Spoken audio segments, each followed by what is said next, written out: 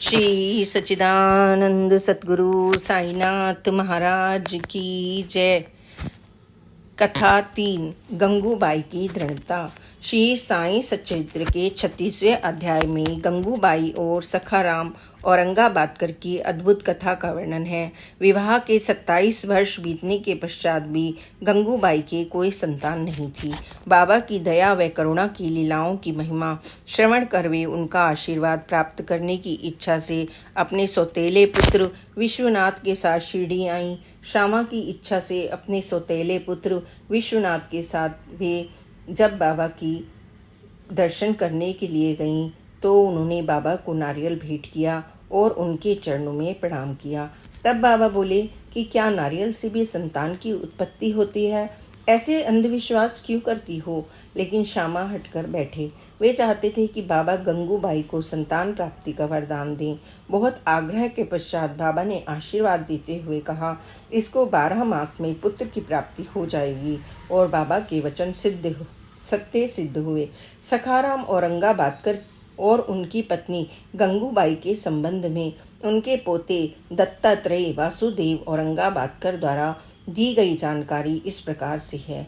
औरंगाबादकर का पैतृक घर शोलापुर में था। उनका स्वर्ण आभूषण बनाने का व्यवसाय था। सखाराम की मंगलवार पेट में आभूषणों की दुकान थी। वे अपनी दक्षता और हस्तकौशल के कारण अत्युत्तम और उत्कृष्ट स्वर्ण आभूषण बनाने के लिए प्रसिद्ध थे। उन दिनों ग्राहक पहले से तैयार किए गए विशिष्ट स्वर्ण आभूषण खरीदने के अधिक इच्छुक नहीं होते थे। वे सखाराम से अपनी पसंद के आकार, नमूने और ढांचे किए स्वर्ण आभूषणों का निर्माण करवाते थे। सखाराम भी अपनी प्रतिभा और निपुणता से उनके लिए सुंदर आभूषणों की रचना करते। उनके सदाचार और ईमानदारी से प्रभावित होकर सभी उनका आदर करते थे। उन दिनों रुपए जमा करने वाले बैंक नहीं थे, इसलिए सखाराम गिरवी दलाली का भी काम किया करते थे। इसलिए उनका परिवार धन संपन्न था। शोलापुर में वे संख्या हरि यानी मालिक जो मेरा मित्र है के नाम से प्रसिद्ध थे। दत्तात्रेय के अनुसार मेरे दादा एक नेक और धर्मपरायण व्यक्ति थे। वे लंबे और गठीले शरीर वाले थे। वे धोती के ऊपर कोट, सिर पर फेंटा पहनते और राजसी ठाठ से चला करते थे। सखाराम उदार हृदय व धार्मिक विचारों के व्यक्ति थे। बचपन से ही वे विष्णु सहस्त्र नाम का जप किया करते थे। सायंकाल वापस घर आने पर वे झूले पर बैठ भक्तिभाव के साथ उसका जप करते थे। उस समय यह आम प्रथा थी कि पहले पत्नी द्वारा बच्चों का जन्म न होने पर व्यक्ति दूसरा विवाह कर लिया करता था। सखाराम ने भी दूसरा विवाह किया, जिससे उन्हें पुत्र रत्न की प्राप्ति हुई, जिसका नाम विश्वनाथ था। गंगूबाई धनाढ्य व उच्च कुलीन महिला थी। वे सदा उत्कृष्ट आभूषण व अत्युत्तम वस्त्र धारण किया करती थी। भौतिक वस्तुओं के होने पर भी वह गर्भ धारण न कर पाने के कारण बहुत दुखी थी, क्योंकि बाँझ को समाज वन ज्योति कहकर पुकारता है। समाज बाँझ महिलाओं पर कटाक्ष व उपेक्षा का व्यवहार कर उन्हें घृणा की दृष्टि से देखता था। फलस्वरूप वे सांसारिक सुख सुविधाओं का आनंद न लेकर मानसिक उलझन और वियोग की स्थिति में आकुल व्याकुल रहती। मन शांत करने पर वे ईश्वर की शरण में गईं। गंगूबाई अपने घर के समीप राम मंदिर में प्रभु तक अपनी फरियाद पहुंचाने के लिए प्रार्थना करने लगी। उन्होंने पावन श्रावण माह में भगवान शिव का रुद्र अभिषेक किया। भगवान शिव के सहस्त्र नामावली का जप कर शिवलिंग पर 1000 बेल पत्र अर्पित किए। उस पावन माह के अंत में उन्होंने भंडारे का आयोजन भी किया, जिससे सभी को प्रसाद ग्रहण करने का निमंत्रण दिया गया था। प्रत्येक पूर्णिमा को वे अपने घर सत्यनारायण की पूजा करवाती थी। औरंगाबादकर परिवार की इष्ट रेणुका देवी थीं, इसलिए गंगूबाई आधी रात के समय माहुरगढ़ की चढ़ाई करती। रात्रि में जिस पहले पत्थर को वे हाथ से स्पर्श करती, उसे वे अपने घर ले आती। उसे गेरू रंग से रंग कर उस पर स्वर्ण के नाक, कान और आँख लगाती और फिर उस पत्थर को आभूषणों से सजाकर उसे देवी मानकर उसका पूजन किया करती थीं। आज भी पूर्ण श्रद्धा विश्वास के साथ उनके घर में यह प्रथा जारी है।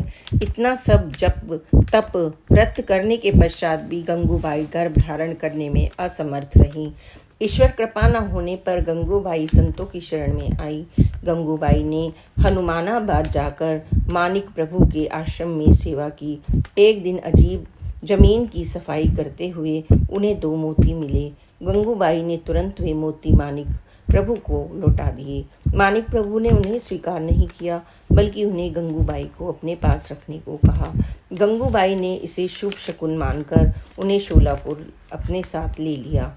क्योंकि अक्कलकोट शोलापुर के समीप है, इसलिए गंगूबाई स्वामी समर्थ के दर्शन के लिए आई और वहाँ सेवा करने लगी। भक्ति के साथ की गई सेवा कभी व्यर्थ नहीं जाती है। एक बार शोलापुर में गंगूबाई के परिवार को दासगणु महाराज का कीर्तन श्रवण करने का सुअवसर प्राप्त हुआ। दासगणों द्वारा बाबा की दिव्य शक्तियों, कीर्ति के अनूठे और विलक्षण प्रसंग श्रवण कर गंगूबाई का अंतर्मन गदगद हो उठा और उनका शीश आराध्य साईनाथ महाराज की गुरुता के आगे झुक गया। कीर्तन समाप्ति के पश्चात वे दासगणु महाराज से मिली और बाबा के विषय में जानकारी ली। दासगणु जी ने उन्हें आश्वासन देते हुए कहा, आप शिरडी जाकर उनके श्री चरणों में नतमस्तक हो जाओ, आपकी इच्छा अवश्य ही पूर्ण होगी।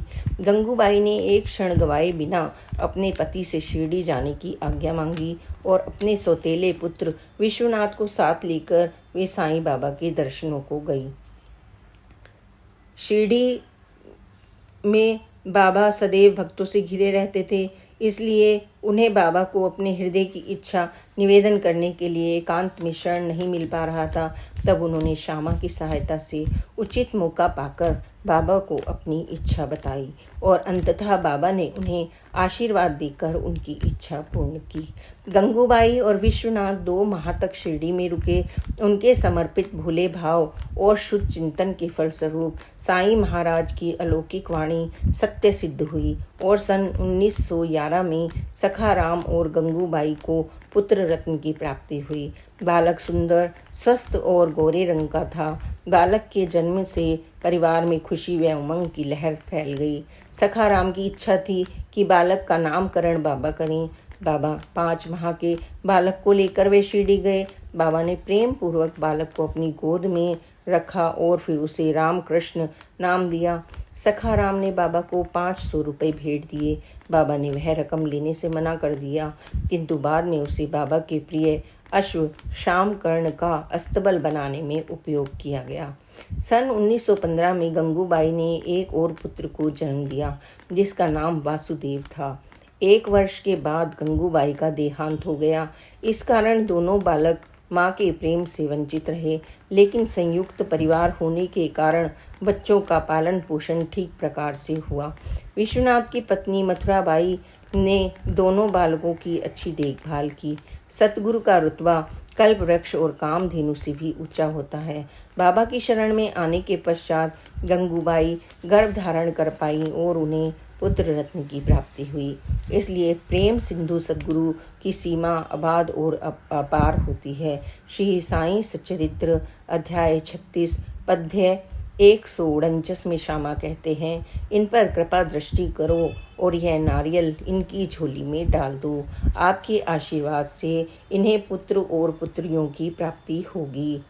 पद्य 151 में श्यामा बोले, हम आपके वचनों और आशीष की शक्ति से पूर्ण अवगत हैं। वे इतने अमूल्य हैं कि आपके एक एक शब्द मात्र से ही इस भाई को बच्चों का तांता लग जाएगा।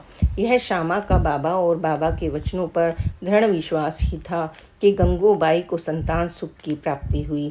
इसलिए बाबा के शब्द या वचन कल्प वृक्ष और कल्प तरु से भी अधिक शक्तिशाली हैं। श्री सच्चिदानंद सद्गुरु साईनाथ महाराज की जय। Please like and subscribe this channel.